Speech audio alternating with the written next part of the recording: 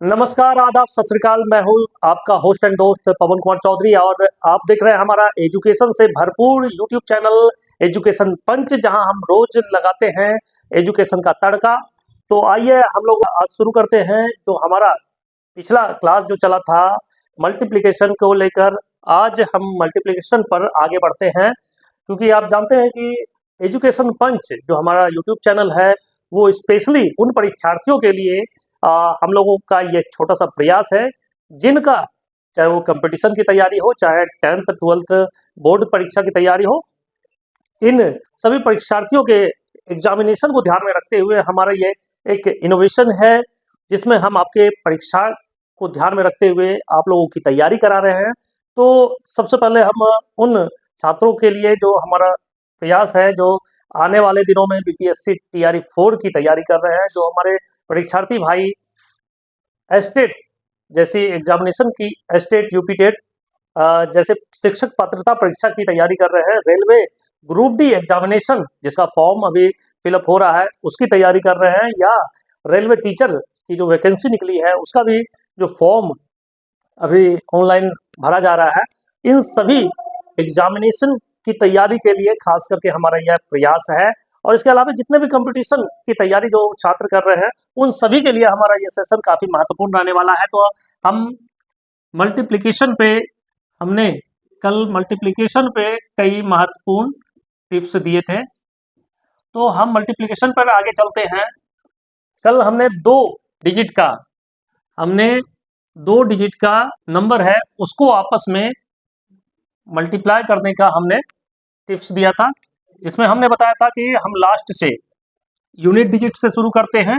तो हमारा b into D oblique A D plus B C oblique A C, इस फॉर्मूले के तहत हम दो अंकों के दो जो संख्या है उसको आपस में कैसे गुना करते हैं। तो अब आगे जो मल्टीप्लिकेशन में चलते हैं तो हम 3 डिजिट का, हमारा जो अगर 3 डिजिट का मल्टीप्लिकेशन रहेगा उसको अगर हम कम समय में मल्टीप्लाई करेंगे तो उसके लिए हमारा शॉर्टकट फॉर्मूला क्या होगा उस पर हम चर्चा करते हैं। तो सबसे पहले हम देखते हैं कि, तो हम छोटा सा एक तरीका बताते हैं, A B C into D E F, इसका जो फॉर्मूला है। तो सबसे हम पहले देखते हैं इसको आपस में गुना करते हैं, काउंट यूनिट डिजिट को आपस में करते हैं। तो C को F से मल्टीप्लाई करेंगे ऑब्लिक, फिर हमारा यहाँ 2 डिजिट के बीच में, यूनिट और टेंस डिजिट के बीच में आपस में क्रॉस मल्टीप्लिकेशन होगा। तो हमारा BF प्लस CE, ठीक है। तो हमारा ये हो गया। अब हमारा यूनिट डिजिट का 100 डिजिट से और टेंस डिजिट का टेंस डिजिट के साथ, तो हमारा AF plus CD plus BE, हमारा ये थर्ड स्टेप हो गया। अब यहाँ क्रॉस मल्टीप्लिकेशन होगा हमारा टेंस डिजिट और 100 डिजिट के बीच में। तो हमारा AE plus BD oblique final हमारा 100 डिजिट का आपस में, यानी कि AD। तो इसके लिए हमारा देखिए यहाँ हमारे पास दो डिजिट का, यानी हमारे पास 2 नंबर्स थे, तो ये हमारा जो आंसर आया 3 स्टेप में आया। अब यहाँ 3 डिजिट के हैं तो हमारा स्टेप कितना हो गया, 1 2 3 4 5, 2 स्टेप बढ़ गया, ठीक है। तो हम पहले क्या करते हैं, हमारा C को F से गुना करेंगे, फिर हम B को F से, फिर C को E से गुना करेंगे। उसके बाद थर्ड स्टेप में A को F से, C को D से और B को E से गुना करके आपस में जोड़ देंगे। और फोर्थ स्टेप में A को E से और B को D से गुना करके आपस में जोड़ देंगे और फाइनली A को D से मल्टीप्लाई करेंगे। तो इसका एक एग्जांपल हम देते हैं, 375 इंटू 259, इसको अगर मल्टीप्लाई करना होगा। तो हमारा देखिए फार्मूला हमारा सी को एफ से, हमारा सी क्या है 5 और एफ हमारा क्या है 9, 5 नमा 45, 45 के 5 हमारे पास, बाकी हाथ में क्या रहा 4। अब हमारा कहता है बी को एफ से, हमारा बी को एफ से, ठीक है। तो यानी 7 नमा 63, 63 और उसके बाद सी को ई से, सी को ई से हमारा 5 पचे 25, 25 63 88, 25 और 63 88 और 4 92, 92 के 2, फिर अब रहा हाथ में 9, ठीक है। अब हम यहाँ 3 नंबरों को 3 स्टेप में यहाँ पे जाएंगे।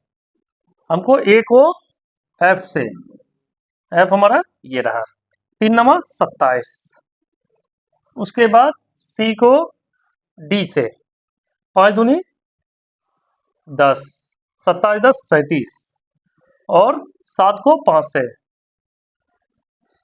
27 10 37 हुआ था और 7 पचे 35, 37 और 35 72, अब 72 9 81, 81 के हाथ रहा 8, हमारे पास हाथ में क्या रहा 8। अब हम यहाँ का क्या करेंगे, ए को ई से, ए हमारा ये है 3 और ई हमारा क्या है 5, 3 पचे 15 और बी को डी से, 7 को 2 से 15 और 14 कितना हुआ 29, 29 8 37 के 7 बाकी रहा 3। अब हमारे पास लास्ट स्टेप क्या करना है, ए डी यानी 3 दूनी 6 और 6 और 3 9, तो हमारा आंसर कितना है 97125। हम इसको चेक भी कर लेते हैं, 375 इंटू 259 हमारा 9 पचे 45 के 5 17 4 9 63 63 4 67 के 7 बाकी 6 9 3 27 4 33 25 25 के 5 अतः 2 5 7 35 2 37 7 अतः 3 5 3 15 3 18 तो 5 10 के 0 अतः 1 2 7 14 1 15 5 अतः 1 2 3 6 1 7, तो हम 5 7 5 12 2 अतः 1 7 10 11 1 अतः 1 8 3 11 5 8 3 11 5 16 1 17 के 7 अतः 1 7 1 8 1 9। आप देख सकते हैं कि हमारा ये 97125 ये हमारा आंसर आ गया। तो दोस्तों हम एक बार फिर आपको ये ट्रिक बताते हैं कि हमारा अगर 3 डिजिट का, अगर आपको आपस में दो नंबर हो गए 3 3 डिजिट का, तो उसके लिए जो फार्मूला है, तो अगर आप इस तरह से लिखकर सजा करके लिख सकते हैं, तो इसके लिए फार्मूला हमारा क्या है, सबसे पहले हमारा ये है ऊपर नीचे, फिर उसके बाद ये formula cross multiplication with ones and tens digit, then again cross multiplication with ones and hundredth number and और आपस में गुना करेंगे कितने टेंस नंबर को। तो फिर उसके बाद हमारा 100 और टेंस नंबर के बीच में क्रॉस मल्टीप्लिकेशन होगा और फाइनली 100 नंबर के बीच में आपस में गुना होगा। तो ये सिंबल आपको याद रखना है, जबकि 2 डिजिट वाले के लिए सिंबल क्या है, पहले ये फिर ये क्रॉस मल्टीप्लिकेशन और फिर ये, तो मतलब 2 डिजिट वाले में ये सिंबल याद रख लेना है, 3 डिजिट वाले में ये सिंबल याद रख लेना है। अगर आपको ये सिंबल याद हो गया तो आपका मल्टीप्लिकेशन इजी वे में हो जाएगा। तो हम आपको दिखा दे रहे हैं, आपको मैं यहाँ पे फिर से दिखा रहा हूँ 375 इंटू 259। अगर इसको इस फॉर्मूले पे करना है तो हमारा सबसे पहले 5 और 9 के बीच में 45 के 5 बाकी रहा 4। अब इन दोनों 7 63 और 25, 63 और 25 88 88 4 92 के 2 बाकी रहा 9, ठीक है। अब हमारा क्या है 3 नंबर 27 10 37 और 7 25 35 72 72 9 81 के 1 बाकी रहा 8। अब इन दोनों में 5 3 15 7 दूनी 14 29 29 8 37 के साथ 18 3 3 दूनी 6 और 3 9। हम देखिए ये स्टेप का ये जो फॉर्मूला हमने बनाया उसके आधार पर हमारा ये आंसर कम से कम समय में निकल गया।